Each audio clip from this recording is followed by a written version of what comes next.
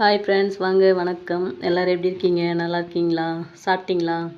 இன்றைக்கி நம்ம என்ன பார்க்க போகிறோம்னா பீட்ரூட் பொரியல். பீட்ரூட் பொரியலுக்கு தேவையானது பீட்ரூட்டு, வெங்காயம், 2 பச்சை மிளகா, 2 வரமிளகா, கடலப்பருப்பு, உடைச்ச கருப்பு உளுந்து, கருவேப்பிலை. செய்முறை பார்க்கலாம் வாங்க. உங்களுக்கு இதில் பச்சை மிளகா வேணும்னா பச்சை மிளகா மட்டும் போட்டுக்கலாம். இல்லை பச்சை மிளகா வேணான்னா ஃபுல்லாக வரமிளகா போட்டுக்கலாம். நான் இந்த டேஸ்ட்டும் இந்த டேஸ்ட்டும் கலந்து வரணுங்கிறதுக்காக ரெண்டுமே போட்டிருக்கேன். உங்களுக்கு இந்த டேஸ்ட் வேணாலும் இது மட்டும் போட்டுக்கங்க. இல்லை பச்சை மிளகா டேஸ்ட் வேணாலும் பச்சை மிளகா மட்டும் போட்டுக்குங்க. ஓகேங்களா? ஆனால் மிளகாத்தூள் போடாதீங்க, நல்லா இருக்காது. ஒன்று வரமிளகா போடுங்க, இல்லைன்னா பச்சை மிளகா போடுங்க. இந்த டேஸ்ட்டும் நல்லாயிருக்கும். மிளகாத்தூள் போட்டிங்கன்னா பொரியலோட டேஸ்ட்டே கெட்டு போயிடும். மிளகாத்தூள் போட்டு செய்யாதீங்க பொரியலுக்கு. அது இந்த பீட்ரூட்லேயே நான் என்ன பண்ணுவேன், மஞ்சத்தூள் தூவிடுவேன் கொஞ்சமாக. அடுத்தது இந்த பொரியலுக்கு தேவையான உப்பு இதிலே தூவிடுவேன். அவ்வளோதான். அதுக்கப்புறம் போதும், அளவான உப்பு போட்டாச்சு. இதுக்கப்புறம் உப்பு வேணும்னா நீங்கள் பொரியல் செஞ்சு பார்த்து இறக்க போகிற நேரத்துக்கு கொஞ்சம் சாப்பிட்டு பாருங்கள். சாப்பிட்டு பார்த்துட்டு உப்பு கம்மியாக இருந்தால் போட்டுக்கோங்க. நான் ஆல்ரெடி அடுப்பு பற்ற வச்சு சட்டி நல்லா சூடு ஏறிடுச்சு. வடைச்சட்டி நல்லா சூடு ஏறிடுச்சு.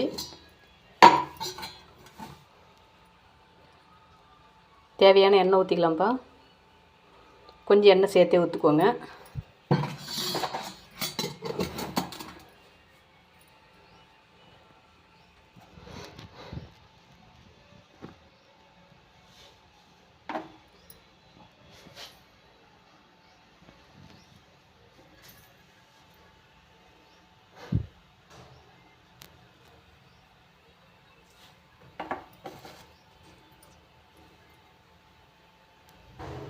இன்னும் கொஞ்சம் எண்ணெய் சூடு ஏறினா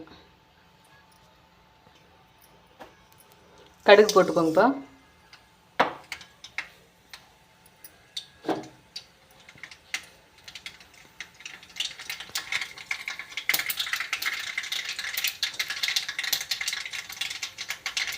அடுத்தது கருவேப்பிலை.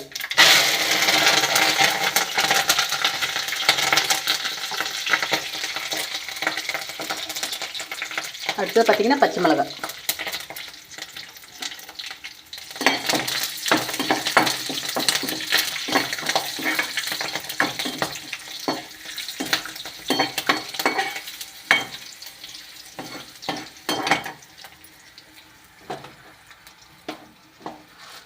அடுத்தது கடலப்பருப்பு.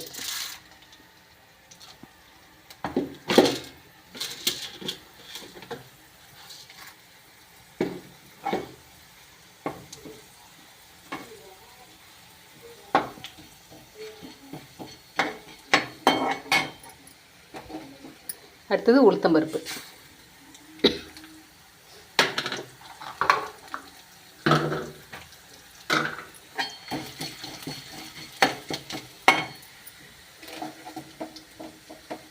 அடுத்தது வரமிளகாய்.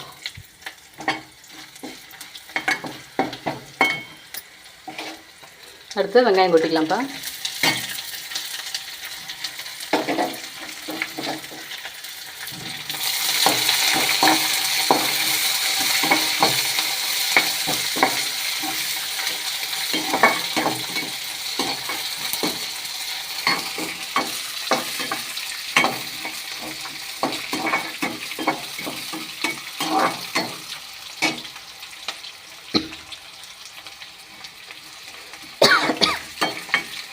இதோட ஒரு சின்ன டிப்ஸ் ஒன்று.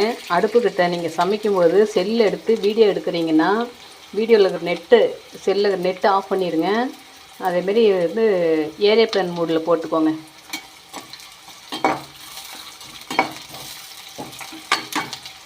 நெட்டு ஆன் பண்ணிக்கிட்டு அடுப்புக்கிட்ட கொண்டு போகக்கூடாது செல்லை. அடுத்து பீட்ரூட் கொட்டிக்கலாம்ப்பா. எப்போ 10 மணிக்கு சீவி வச்சேன். இப்போ தான் டைம் கிடச்சிது. மணி என்னன்னு பார்த்தீங்கன்னா 1:22. இன்னும் இவ்வளோ நேரம் நல்லா வேலை இருந்தது. குழம்பு துணி துவைச்சேன், பாப்பாவுக்கு தண்ணி வச்சு குடிக்க வச்சேன், குழந்தைக்கு இப்போ தண்ணி வச்சுட்டு வந்துருக்கேன், சாப்பாடு செஞ்சேன்.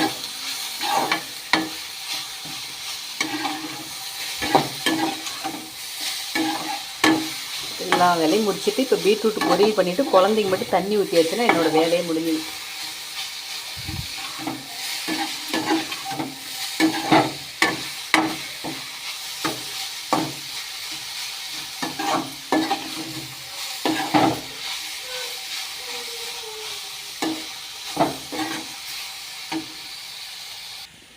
நான் வந்து உங்களுக்கு ஏற்கனவே எண்ணெயிலே வணங்கிறது மட்டும் தான் சொல்லியிருந்தேன். இப்போ தண்ணி போடணும்னா லைட்டாக பாதி வணங்கினதுக்கு அப்புறம் சும்மா லைட்டாக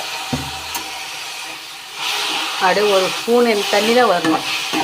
எண்ணெய் மொண்டு விட்டுள்ள கரண்டி, அதாவது ஒரு கரண்டி அளவுக்கு தான் வந்து கொஞ்சமாக அதாவது வந்து எண்ணெயில் வேக வைக்காமல் எண்ணெய் கம்மியாக யூஸ் பண்ணுறவங்க கொஞ்சமாக தண்ணி ஊற்றிக்கலாம். நான் இப்போ கொஞ்சமாக தண்ணி ஊற்றிக்கிட்டேன்.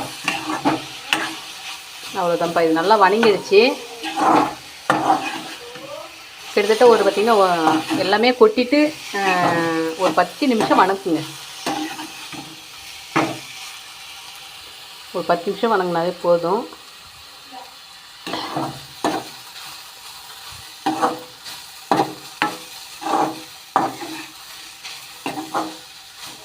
அவ்வளோதான்ப்பா. இந்த ஸ்டேஜுக்கு மேலே நீங்கள் வந்து கொஞ்சம் துளி எடுத்து நல்லா சுற்ற போகுது, வாயில் போடும்போது சுற்ற போகுது, நல்லா ஊதி விட்டு வாயில் போட்டு பாருங்கள். உப்பு காரம் இதெல்லாம் போதுமா பாருங்கள். காரம் பத்தலைனாலும் பரவாயில்ல, மிளகாய் பொடி போடாதீங்க. அதுமாரி உப்பு பத்தலைனா இப்போவே வந்து உப்பு லைட்டாக தூவி விட்டு நல்லா கிளறி விட்டுக்கோங்க. அவ்வளோதான்ப்பா பீட்ரூட் பொரியல். சூப்பர். பாய். அதனால் என்னோடய சேனலில் என்னோடய வீடியோ எல்லாமே அனைத்தும் பார்க்குறவங்களுக்கு என்னோடய மனமார்ந்த நன்றி. நன்றிப்பா. ஓகே பாய், முடிச்சிடலாம்.